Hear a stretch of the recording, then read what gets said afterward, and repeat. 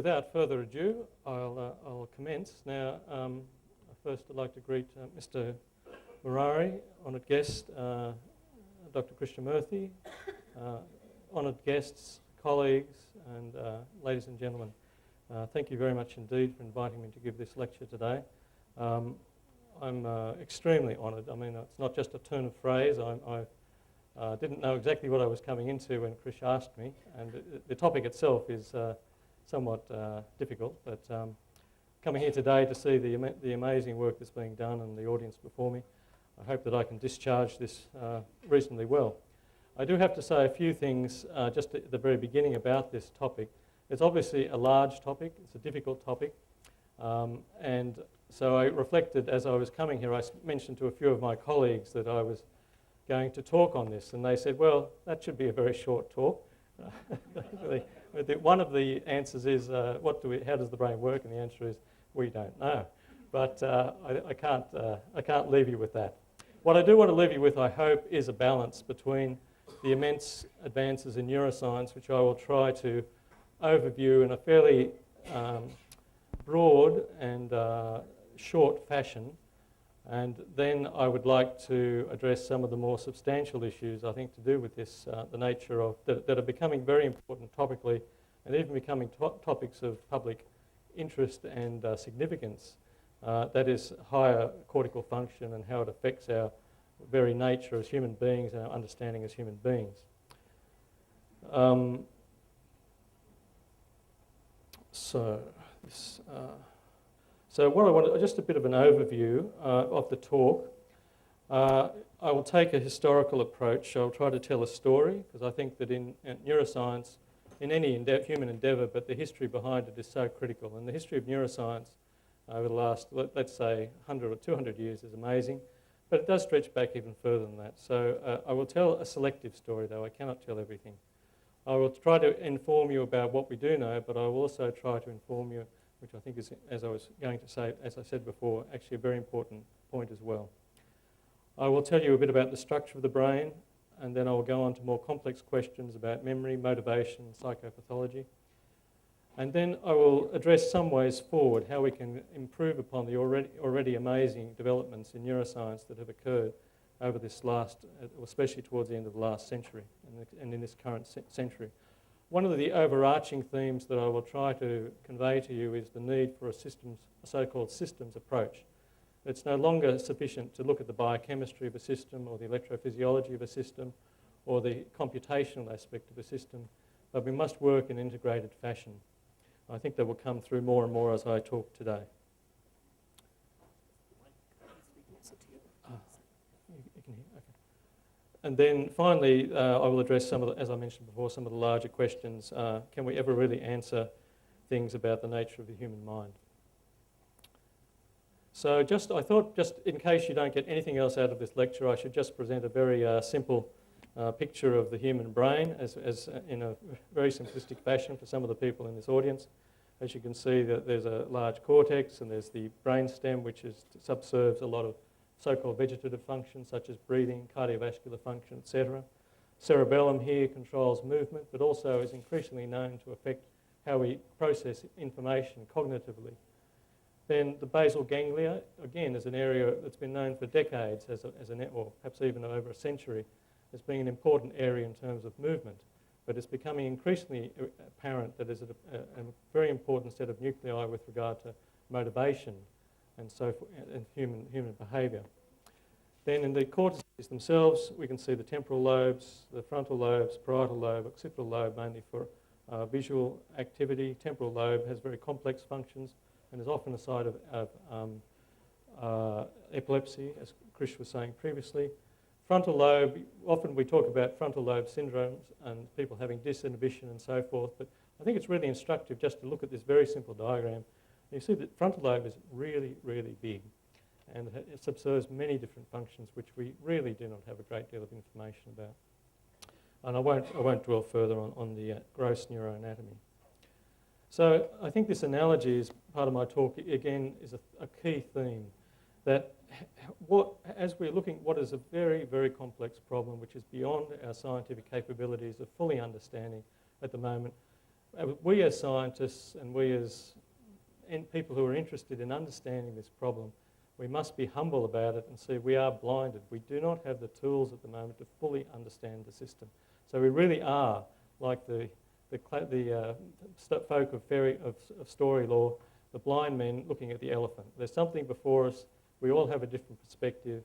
We must all combine our stories so that we can get a better understanding. And not only that, we must also understand that we are blinded. We do not have the answers at the moment. That's one of the things I want to convey. I do want to convey, I'll try to convey to you some of the amazing advances that have occurred, but indeed we are still far from really having the tools to answer definitively a lot of these issues. So I thought I'd just give you some history, an overview, as I have seen it. It's a very selective history. Hippocrates, the father of medicine, had a lot to say about neuroscience, surprisingly. He identified the brain as being the site of epilepsy, for example, and made many other incredibly apposite and interesting and insightful observations about neural function. Then I've brought up this fellow Neurokrish. You may not actually have heard of him, but he wrote a very influential book named De Rerum Natura, which is based on Epicurean philosophy, but it's enormously influential over the centuries. And essentially he incorporated the atomism of Democritus and with Epicurean philosophy to give it what was really would be considered an incredibly prescient view of how the whole world works, including the human mind. And he believed it was simply a function of atoms and interactions with atoms. And it's actually very similar to many of the modern theories that we have, but I would say it is lacking. Then we come to Descartes, which we shoot ahead 1600 years or thereabouts, or even more. And he made a great breakthrough in the sense that he developed basically an idea of physiology. How do things work? How do things that previously we couldn't have any idea about in the human mind or in terms of how the brain works? He started developing all sorts of mechanistic ideas, some of which were brilliant and some of which were completely wrong. In addition to that, of course, he developed the Cartesian philosophy, which has been an enormous influence over the years. But the primary thing he has ended up doing is that he's basically separated the human psyche into a material part and then what he considered a spiritual part. And that is with us today. That particular view is extremely interesting and extremely influential, but probably again a little inadequate. He also, for the mathematicians amongst you, developed the Cartesian plane, so all your Cartesian geometry is due to him. And then I wanted to come a little bit further ahead, and these are gentlemen who are not so well known to the public, but in particular John Eccles is an Australian he died some years ago, but he was a Nobel Prize winner and got the Nobel Prize for neuroscience, or for medicine actually, I think 1963. And for synaptic transmission. And Sherrington was his mentor, and he got the Nobel Prize, I think, when he was about 70. And he was at Oxford, and he mentored Eccles, and together they've had an enormous influence on neuroscience, and both of them were very thoughtful men about the nature of cognition, about the nature of human knowledge, and how it related to neuroscience. And although they lived many years ago, their influence, their particular view on things, I think is still worth very much thinking about. Karl Popper was a very well-known philosopher of science who worked with Eccles on some of these topics. So that's a little bit of history I'd like to just share with you. I just put up this frontispiece of one of the works of Sherrington, the integrative action of the nervous system. I don't actually remember the year it was published. It's probably got it on the frontispiece there. It's probably in the 20s, I think. But again, an enormously influential work in the sense that instead of just thinking about how does a muscle twitch or how does a nerve conduct electricity, he tried to put together how does the nervous system actually compute, or how does it integrate together to form these complex functions. It was an amazing book which has influenced scores of scientists subsequently and has had an enormous effect on neuroscience over the years.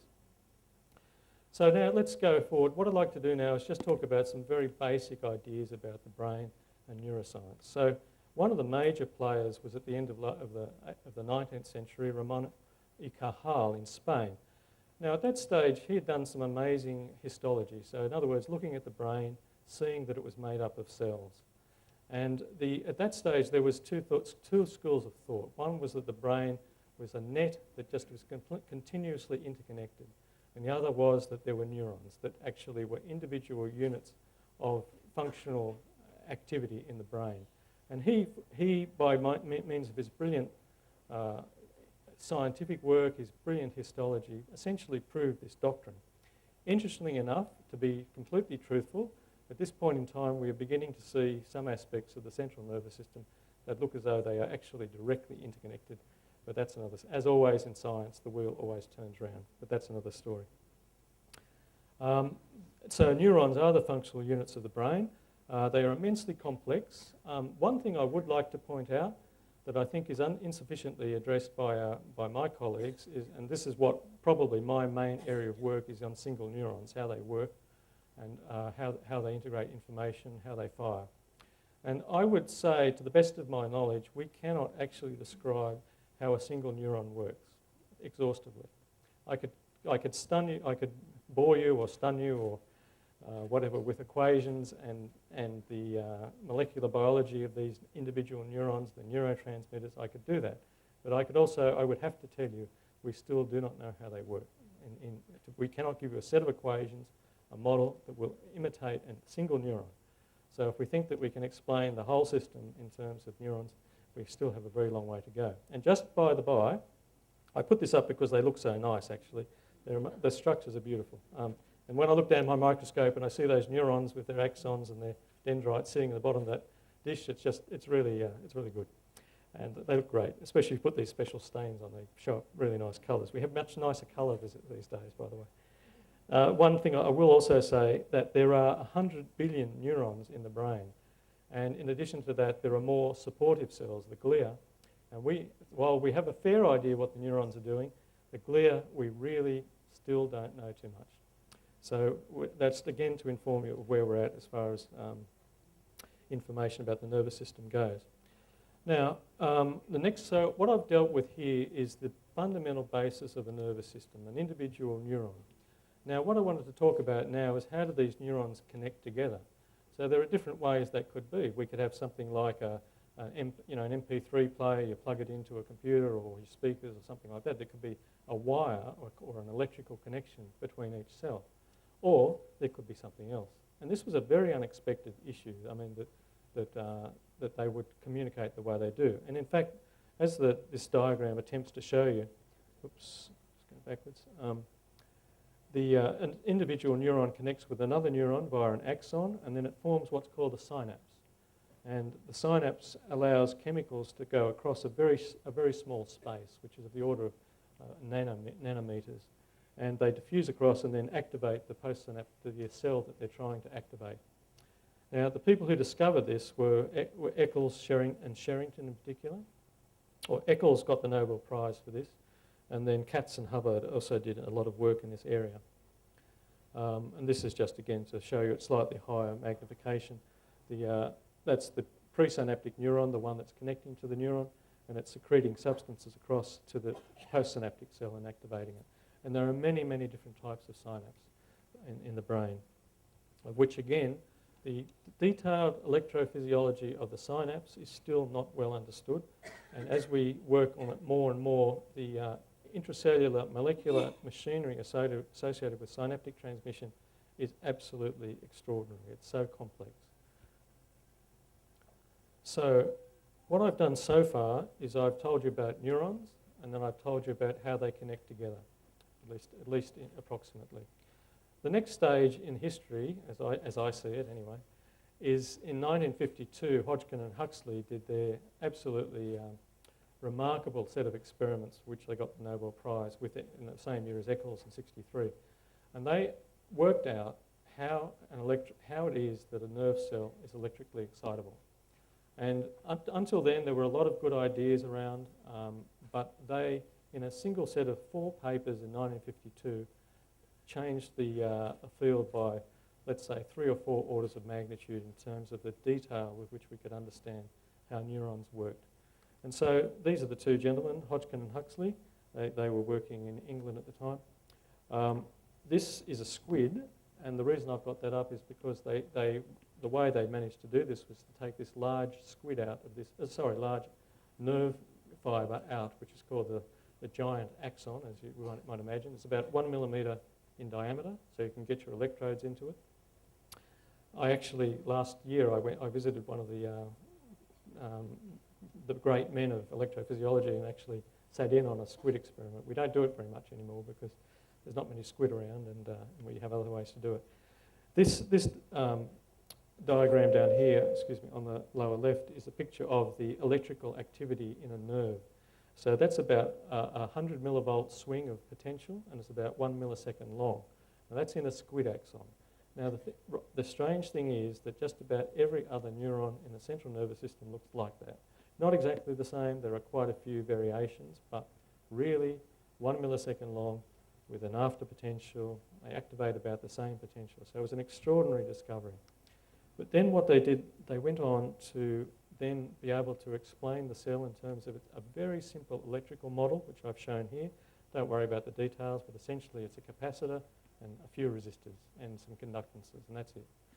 And then I've been warned on many occasions, never show an equation. And Terry O'Brien, the head of my unit, just will sort of, he doesn't give me a hard time about many things, but if I show an equation, he gets upset. But anyway, today, I'm just going to quickly show you something. This. Now, this looks complicated, okay, but it isn't. That's high school calculus. And the reason I put it up is because in that set of equations, first order differential equations, that's how a nerve works electrically. It's all there. There are more subtleties to it, but that's it. So in that set of equations, they told you how a neuron worked, basically. It was an amazing achievement.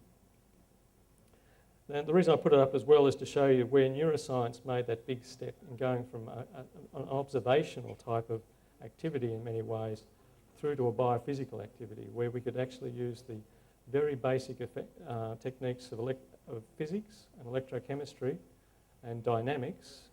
There's another thing I did want to say, if I may just digress very briefly, that these equations also, it isn't really, I think, appreciated enough, but you may have heard of the term nonlinear dynamics.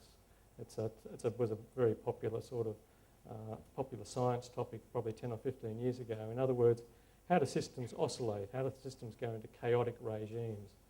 And these equations actually are some of the first examples of practical nonlinear dynamics in a practical application. And they apply to things, strangely enough, things like cardiac arrhythmias will be driven by abnormalities of these equations, and epilepsy to some extent is almost certainly due to behaviour of these equations. So a brief pause, where are we up to? So far we've seen the words at the end of, let's say in the late 50s, we could say that you can explain conduction in the peripheral nervous system, you can explain muscle activity, and a range of other similar types of electrical phenomena in nervous systems. And that is an amazing achievement. You can also begin to understand how the heart works and how it conducts.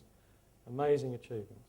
But really, we don't know how the brain works. We need a different level of information, a different level of understanding about information processing to understand how the brain works. So I will now take you through a little bit of the history of that. So the next challenge is information processing. How does a neural network take in information?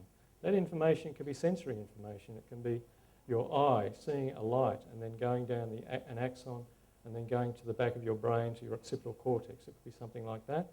Or it could be something, how do you work out an equation? How do you form a memory? How do you judge how fast a ball is coming at you? The information processing is key to that. How does that occur? Well, I will presage that by saying we don't know, but this, in the late 50s, some amazing sets of experiments were started, and one of them was by this guy, Professor Hartline from the States, and he used, again, this was a crab, this horseshoe crab, which lives on the east coast of the United States, and there's actually some in Australia, I think, as well, have a very unusual form of eye that's on the side of the shell. And by doing an exquisite set of experiments, he showed basically how that simple eye could could detect edges. So in other words, you've got cells which are starting to act as an aggregate to process information. And that was Hartline's contribution. And there's still, again, a set of equations which will allow you to model how a nervous system will take in stimuli, and how it will discriminate things that are important from things that aren't important. So that was a major achievement.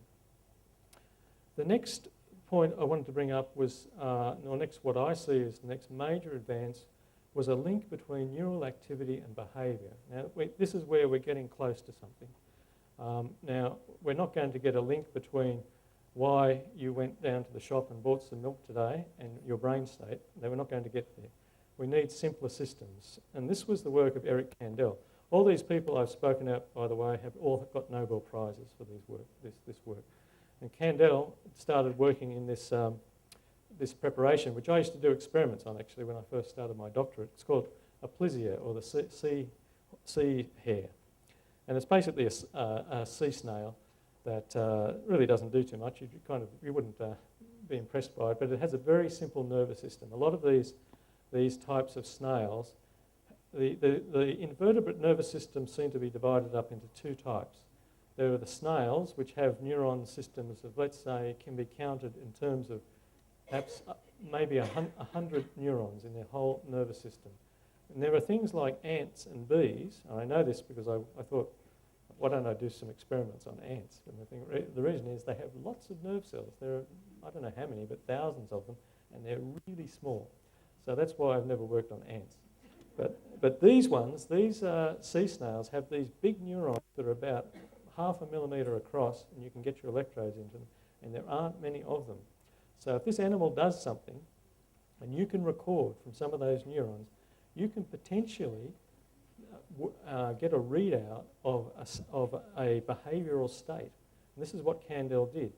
He made the animals learn a behaviour, and that was to give them a noxious stimuli, and they developed that behaviour. Then he recorded electrophysiologically and found that he could see changes in the neurons associated with that learnt behaviour. And because of that, he got the Nobel Prize, and rightly so. So we're heading towards somewhere where we might be able to make some higher order sorts of understanding of human behaviour or animal behaviour with these major advances. And all this was in the late 50s. He's still working on this area. He's still extremely productive, and he's made very large inroads into how memory works. And one of the main aspects of this, these experiments was not just a behavioural correlate, but how memory is encoded.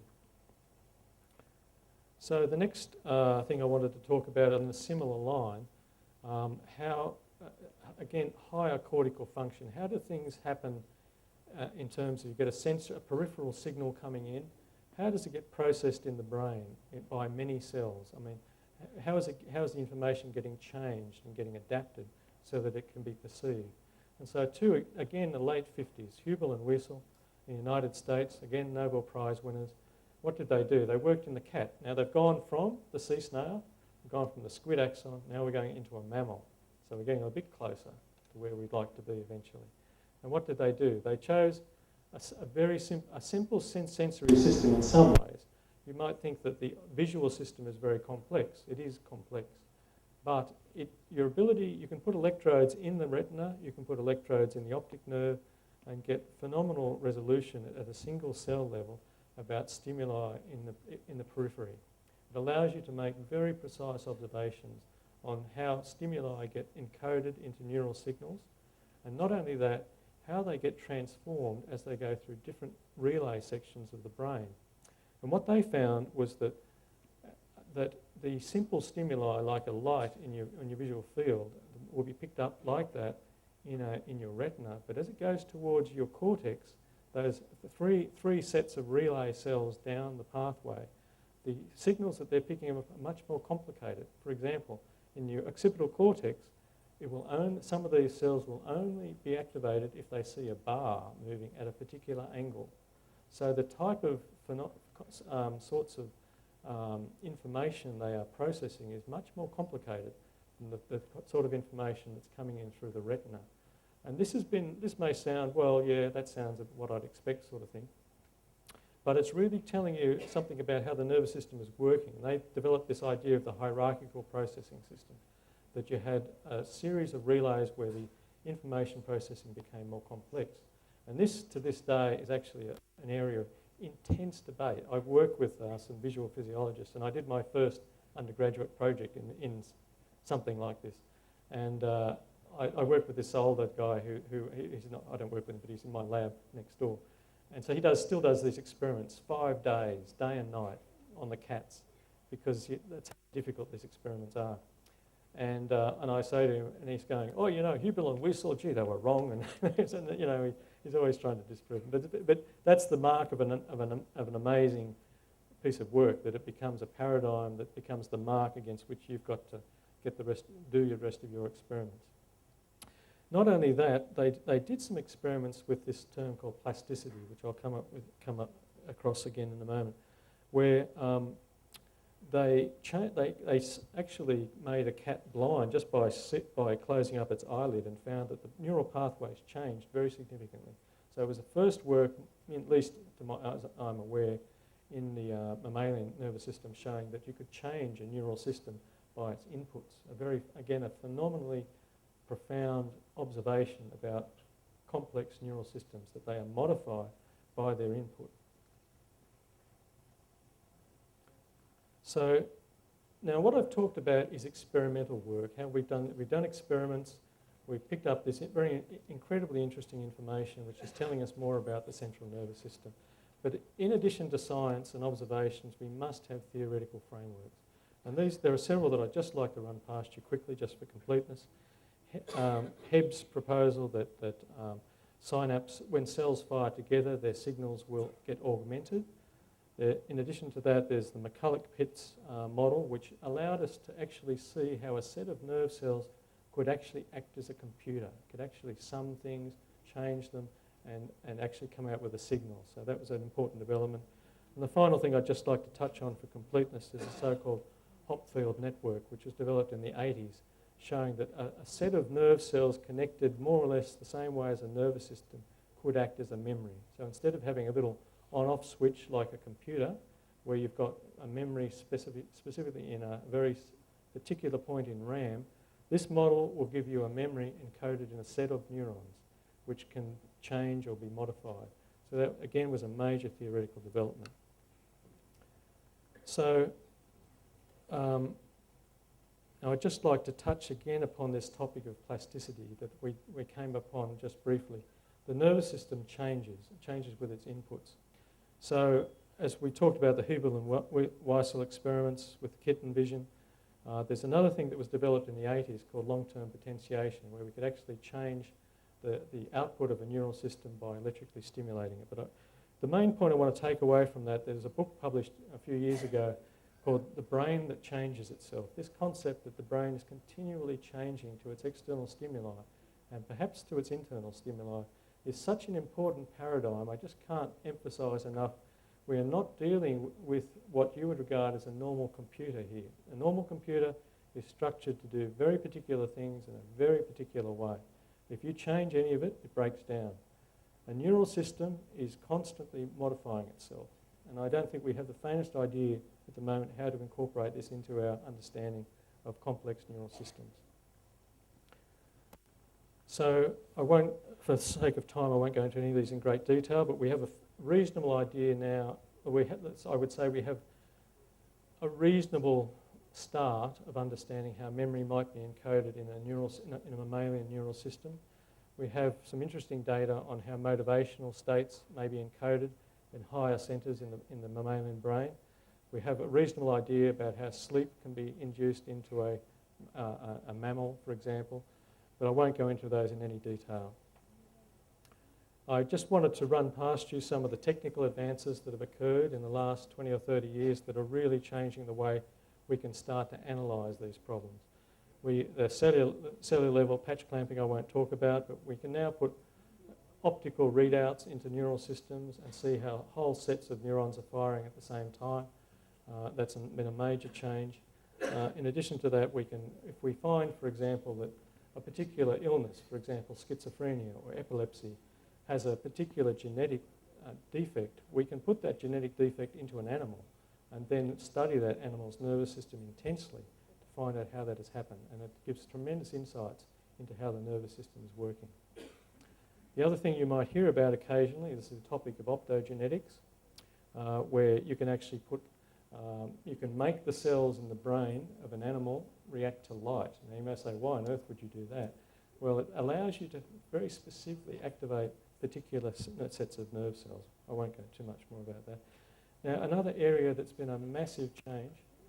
Sorry, am I? You can hear? Sorry? Can I just interrupt? Yeah. There's some elderly members of the audience who are not able to hear you. Sorry. So if you can speak into the microphone a Yes. little bit more. Sorry, it was ringing a bit. Sorry.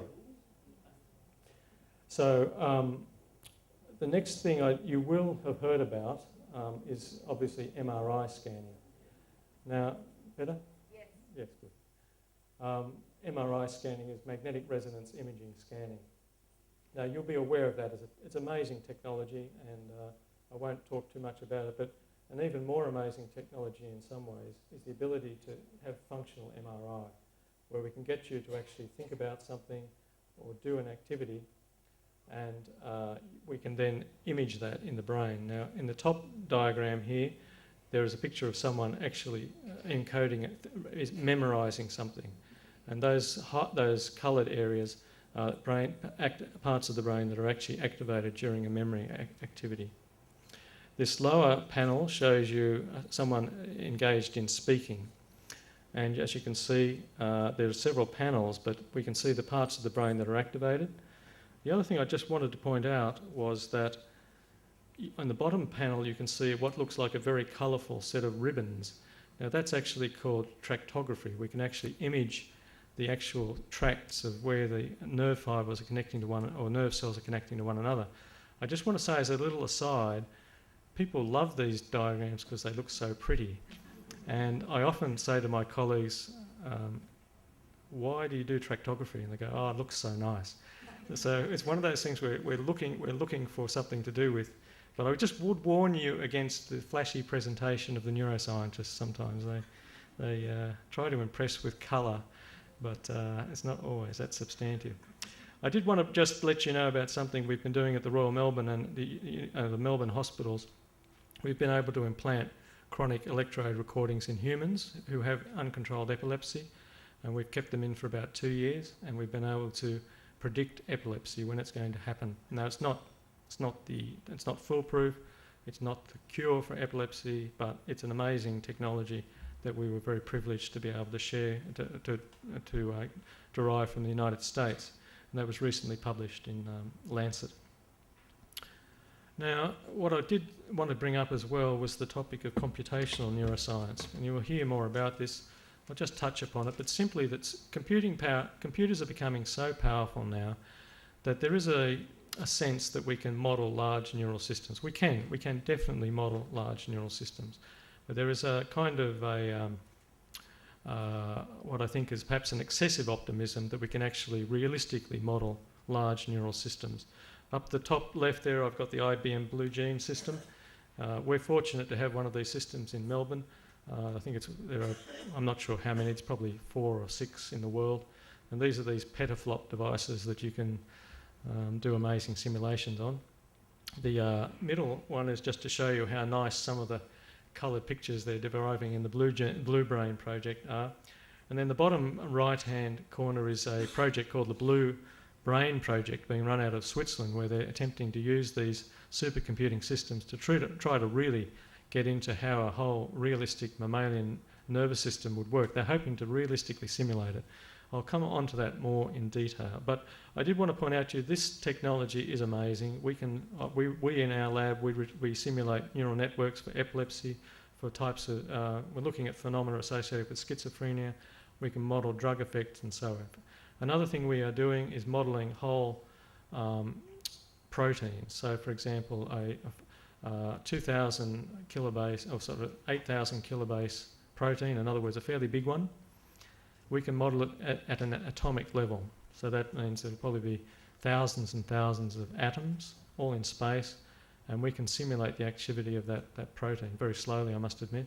But that's been an amazing development as well.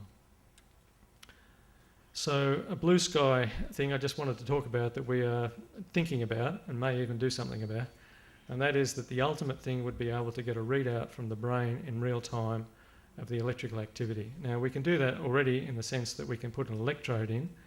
We can put multiple electrodes. That's another technology that we have. In my lab we can put up to 32 electrodes in a brain at the same time.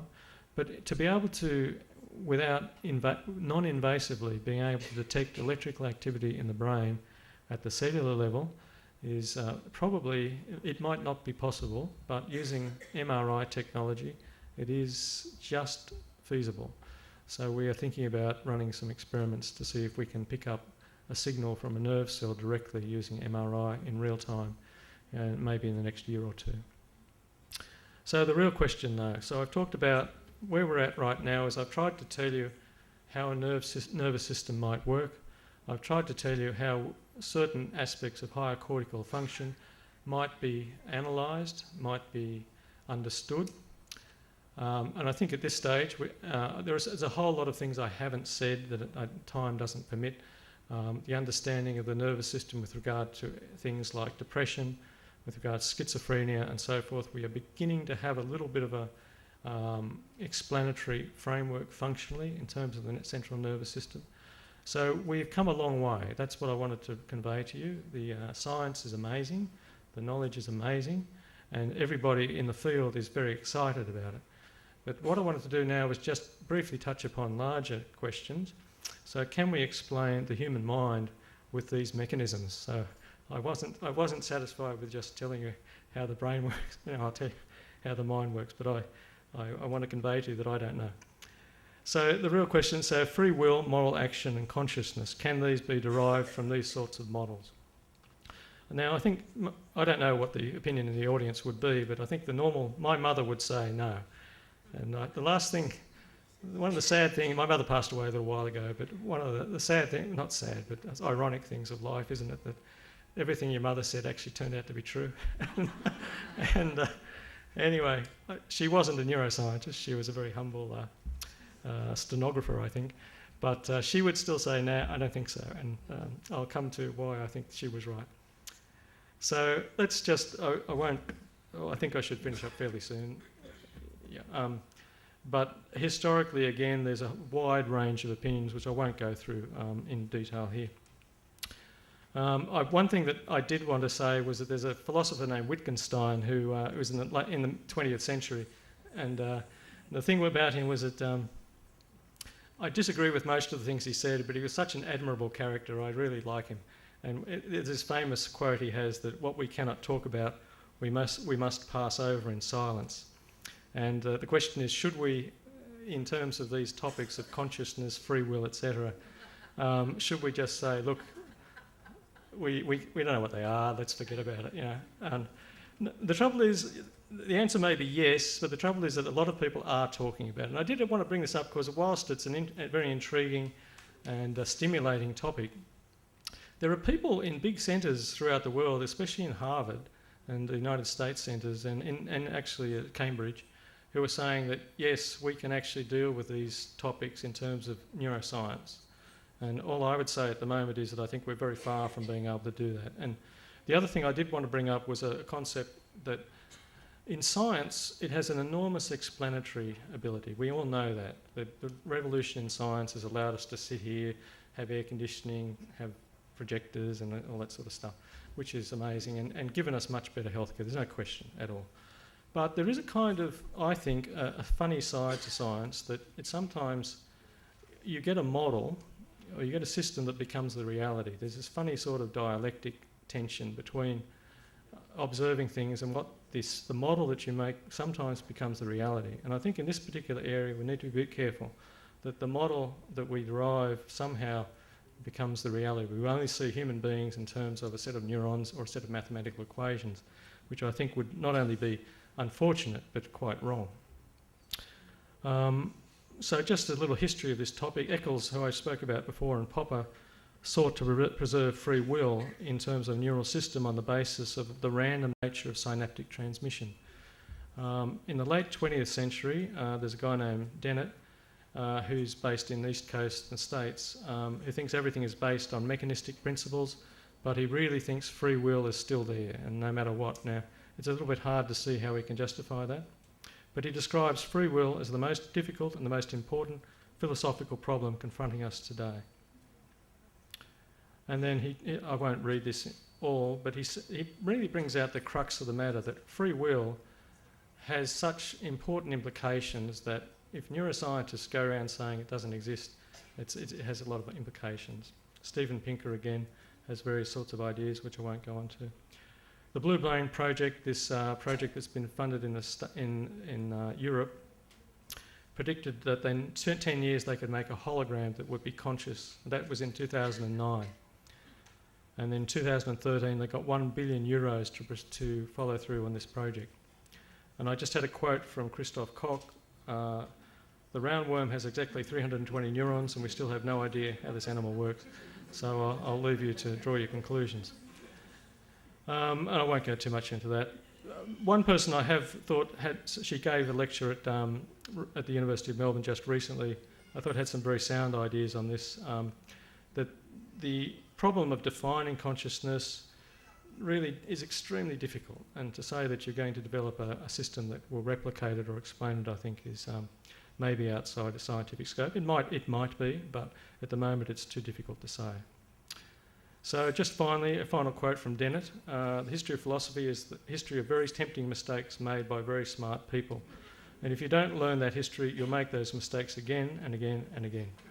One of the ignoble joys of my life is watching very smart scientists just reinvent all the second-rate philosophical ideas because they're very tempting until you pause, take a deep breath and take them apart. So I'll leave you with that. Thank you.